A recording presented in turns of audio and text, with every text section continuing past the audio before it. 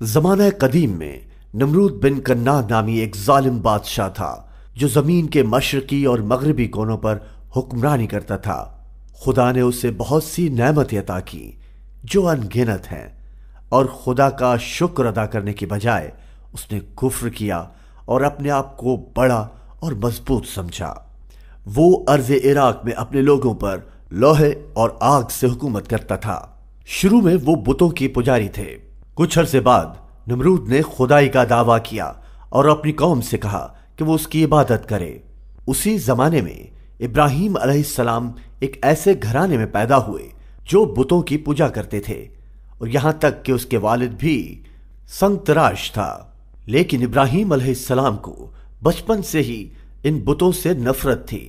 وہ کہ جو نہ کھا سکتے، نہ پی سکتے، نہ بولتے، نہ نقصان اور نہ ہی کوئی نفع پہنچا سکتے ہیں۔ جوان سال عمر کو پہنچنے تک ابراہیم علیہ السلام کو معلوم ہو چلا کہ خلق خدا کا خالق صرف ایک اللہ ہے۔ چنانچہ اپنے والد کو اللہ کی عبادت کرنے اور بت پرستی چھوڑنے کی دعوت دی، لیکن ان کے والد نے انکار کیا اور انہیں گھر سے بے دخل کر دیا۔ ایک روز جب شہر کے تمام لوگ جشن منا رہے تھے، ابراہیم علیہ السلام نے تیز کلہڑی کے ساتھ بت خانے میں داخل ہو کر ایک بڑے بت کے علاوہ باقی تمام بتوں کو توڑنا شروع کر دیا اور کلہڑی اس سب سے بڑے بت کے گلے میں ڈال دی۔ جب اہلیان شہر جشن سے واپس آئے تو انہوں نے اپنے تمام بتوں کو تباہ شدہ پایا، اور انہوں نے ابراہیم سے پوچھا کہ ان سب کو کس نے توڑا؟ ابراہیم علیہ السلام نے فرمایا کہ ان میں سے سب سے بڑے سے پوچھو، ہو سکتا ہے اسی نے سب کو توڑا ہو۔ وہ ابراہیم علیہ السلام کو نمرود کے پاس لے گئے اور تمام رودات سنائی۔ جب ابراہیم علیہ السلام نے فرمایا میرا رب وہ ہے جو زندگی دیتا ہے اور موت دیتا ہے، نمرود نے تکبر کے ساتھ جواب دیا کہ میں زندگی دیتا ہوں اور میں موت دیتا ہوں۔ یہ ثابت کرنے کے لیے نمرود نے 2 آدمی دربار میں بلوائے جنہیں پہلے موت کی سزا سنائی گئی تھی، اور بعد ازاں ان میں سے ایک کے لیے آزادی کا حکم دیا جبکہ دوسرے کو موت کا۔ ابراہیم نے زندگی اور موت کے لیے نمرود کی اس غلط فہمی پر بحث نہ کی، اور ابراہیم علیہ السلام نے فرمایا بے شک خدا مشرق سے سورج نکالتا ہے، تم اسے مغرب سے ابھار کر دکھاؤ۔ یہاں نمرود حیرت زدہ ہو گیا اور خاموش ہو گیا اور کچھ بول نہ سکا، اور ایک بڑی آگ جلانے کا حکم دیا جس میں نمرود نے ابراہیم علیہ السلام کو پھینکنے کا حکم دیا۔ خدا نے بھڑکتی آگ کو ٹھنڈا ہونے کا حکم دیا اور ابراہیم علیہ السلام کو کوئی نقصان نہ پہنچا۔ ایک بار پھر ابراہیم علیہ السلام نے نمرود کو اللہ پر ایمان لانے کی دعوت دی، لیکن وہ مغرور، نافرمانی اور خدا سے کفر اختیار کر گیا۔ اللہ عز و جل نے اس کی جانب ایک مچھر بھیجا جو اس کی ناک میں داخل ہوا اور پھر بعد میں اس کے دماغ میں چلا گیا اور اسے سخت تکلیف پہنچی۔ مچھر دماغ میں مستقل حرکت کر رہا تھا، حتیٰ کہ وہ اس سر درد کو دور کرنے کے لیے اپنے سر کو جوتوں سے پیٹے، اور یوں خدا نے اس سے بدلہ لیا، اور کئی برس یہ ذلت بھری سزا چلتی رہی حتیٰ کہ اسے موت آ گئی۔ ابراہیم علیہ السلام اپنی قوم کو خدا تعالیٰ پر ایمان لانے کی دعوت دیتا رہا، لیکن فقط 2 افراد ایمان لائے، ایک سارا نام کی عورت جو بعد میں ان کی بیوی بنی، اور ایک شخص لوط جنہیں پیغمبر چنا گیا۔ ابراہیم علیہ السلام اپنے عقیدہ و ایمان کے ساتھ ہجرت کر کے اپنے ملک عراق سے فلسطین اور پھر اپنی اہلیہ سارا کے ساتھ مصر چلے گئے۔ روئے زمین پر ان دنوں یہی حقیقی مومنین تھے جن میں ابراہیم علیہ السلام، ان کی بیوی سارا اور لوط علیہ السلام، جو پیغام اسلام کے مشن کو لے کر آگے بڑھے۔ حضرت سارا نے وہ منظر بھی دیکھا کہ جب ابراہیم علیہ السلام سیاروں اور ستاروں کے پرستش کرنے والوں کے مابین مکالمہ فرما رہے تھے، اور ابراہیم علیہ السلام نے انہیں یہ ثابت کر دکھایا کہ وہ سیارے، ستارے، سورج اور چاند نظر آتے ہیں، چمکتے اور پھر غائب ہو جاتے ہیں، بس یہ تو خود مخلوق ہے۔ خالق صرف ایک اللہ کہ جو جنت، زمین اور تمام مخلوق کا خالق ہے۔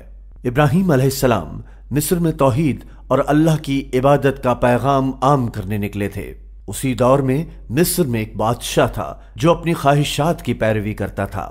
بادشاہ کو یہ پیغام پہنچایا گیا کہ شمال کی جانب سے ایک بوڑھے مرد کے ساتھ ایک خوبصورت عورت مصر پہنچی ہے جسے بادشاہ کے دربار میں ہونا چاہیے۔ بادشاہ نے حکم دیا کہ اسے پیش کیا جائے۔ حضرت سارہ اور ان کے شوہر ابراہیم علیہ السلام حیران تھے کہ بادشاہ نے انہیں بلایا ہے، اور وہ اس ملک کے لوگوں سے جو کچھ سنا اسے بخوبی واقف تھے کہ خوبصورت عورت کے ساتھ بادشاہ کا برتاؤ کس طرح کا ہوتا ہے، اور وہ یہ بھی جانتی تھیں کہ ہر معاملے میں مومن کا ہتھیار یہی ہے کہ وہ خود کو اللہ کے سپرد کر دے، اس سے دعا مانگے اور مدد طلب کرے۔ اے خداوند، میں ایک اللہ پر یقین رکھتی ہوں، میری مدد فرما کہ یہ کافر مجھ پر حاوی نہ ہو سکے۔ بادشاہ نے ابراہیم علیہ السلام سے پوچھا کہ یہ تمہارے ساتھ کون ہے؟ ابراہیم نے فرمایا کہ یہ میری بہن ہے۔ ان کا مطلب یہ کہ خدا کے دین میں ان کی بہن ہے۔ حضرت سارہ کو بادشاہ کے پاس لے جایا گیا۔ ابراہیم علیہ السلام محل کے باہر مستقل عبادات و دعا میں مشغول رہے کہ خدا ان کی بیوی کی حفاظت فرمائے۔ جب وہ بادشاہ کے پاس گئی اور بادشاہ نے ہاتھ بڑھایا تو حضرت سارہ نے اپنا ہاتھ کھینچ لیا۔ پھر اس نے دوسری بار ان کا ہاتھ تھامنے کی کوشش کی اور حضرت سارہ نے پہلی بار کی طرح پھر ہاتھ کھینچ لیا۔ بادشاہ نے کہا، میرے لیے خدا سے دعا کرو کہ میں تمہیں کوئی تکلیف نہ پہنچاؤں۔ لہٰذا ان کو رہا کر دیا اور ہاجرہ کو ان کی خدمت کے لیے دے دیا۔ حضرت سارہ ابراہیم علیہ السلام کے پاس پہنچی جو کہ عبادات و دعا میں مشغول تھے۔ آپ نے اشارے سے دریافت کیا، کیا خبر ہے؟ حضرت سارہ نے فرمایا کہ بے شک خدا نے مجھے اس کافر کی شرارت سے بچایا، اور پھر مکمل رودات سنائی۔ بعد ازاں عراق سے فلسطین اور پھر مصر کا بہت طویل سفر تھا۔ ابراہیم اور سارہ مصر کے بادشاہ کے ساتھ تکلیف اٹھانے کے بعد ہاجرہ سے ملے۔ سارہ اور ان کے شوہر ابراہیم علیہ السلام اولاد کی آرزو رکھتے تھے، مگر ان کی خواہش دنیاوی زندگی کی زینت نہیں، بلکہ خواہش یہ تھی کہ پیغام حق کو عام کرنے کا بوجھ اٹھانے والا ہو۔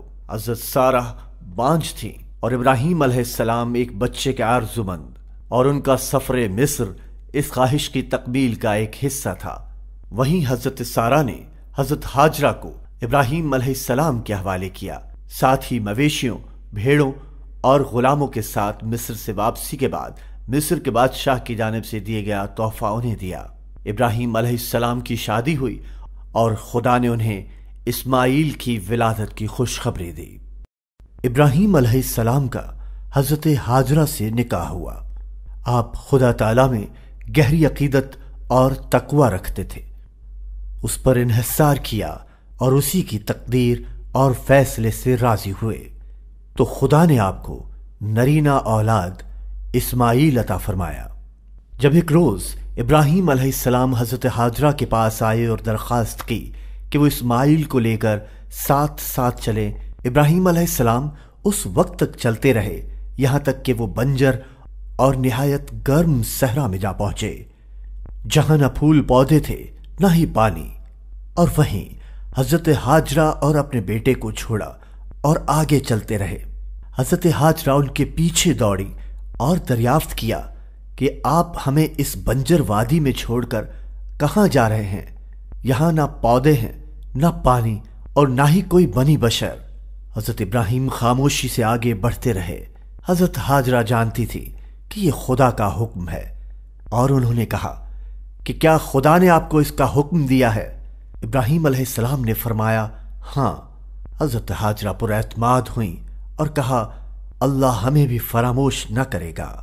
جب ابراہیم علیہ السلام اپنی بیوی اور بیٹے سے آگے بڑھتے ایک پہاڑ کے پیچھے غائب ہوئے تو انہوں نے خدا سے اپنی بیوی اور بیٹے کے لیے برکت کی دعا مانگی، جیسا کہ قرآن میں ذکر ہے، اے ہمارے رب، بے شک میں نے اپنی کچھ اولاد کو اس وادی میں آباد کیا ہے جو کسی کھیتی والی نہیں، تیرے حرمت والے گھر کے پاس، اے ہمارے رب، تاکہ وہ نماز قائم کریں، سو کچھ لوگوں کے دل ایسے کر دے کہ ان کی طرف مائل رہیں، اور انہیں پھلوں سے رزق عطا کر تاکہ وہ شکر کریں۔ اسماعیل کی والدہ نے انہیں دودھ پلایا اور ابراہیم علیہ السلام کے دیے گئے پانی کے ختم ہونے تک اسی سے گزارا کیا، مگر اب نوزائیدہ بچہ پیاس سے پکارنے لگا۔ اس تپتی ریت پر کہ جہاں موسم شدید گرم تھا۔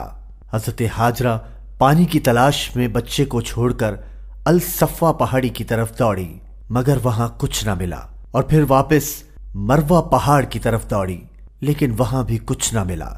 ماں اپنے بچے کے پاس واپس آئی اور انہیں روتا ہوا پایا، اور اس کی شدید پیاس بجھانے کی خاطر صفا اور مروہ کی پہاڑیوں کی جانب دوڑتی رہیں، حتیٰ کہ 7 مرتبہ دوڑ لگانے کے بعد وہ تھک ہار کر بیٹھ گئیں، اور اسی لمحے خدا کی مدد اور رحمت ایک فرشتے کی صورت آن پہنچی، اور اس بنجر زمین سے زمزم پھوٹ پڑا۔ حضرت ہاجرہ نے پانی کو کنویں کی شکل گھیر لیا اور خوشی سے سیراب ہوئیں، اور اپنے بچے کو دودھ پلایا اور خدا کا شکر ادا کیا، اور پھر پھول پودے اگنا شروع ہوئے، آب و ہوا بنی، پرندے آئے، اور دور دراز کے قبائل زمزم کنویں کی جانب ہجرت کرنے لگے۔ انہی میں سے گورم قبیلہ حضرت ہاجرہ کی رضامندی سے پانی کے قریب آ ٹھہرا، بشرطے یہ کہ اس قبیلے کا پانی پر کوئی ضبط نہ ہوگا۔ وہ جگہ سرسبز و خوشحال ہوئی۔ اسماعیل کی گورم قبیلے کے ساتھ پرورش ہوئی۔ ان کی والدہ اسماعیل کی پرورش کے لیے خواہاں تھی کہ وہ سخت جسامت کے مرد بنے۔ اسماعیل شاہ سواری اور تیر اندازی میں مہارت رکھتے تھے۔ ابراہیم علیہ السلام ہر سال حالات کے مطابق اپنے بیٹے اور بیوی سے ملنے سال میں 1 یا 2 مرتبہ آیا کرتے۔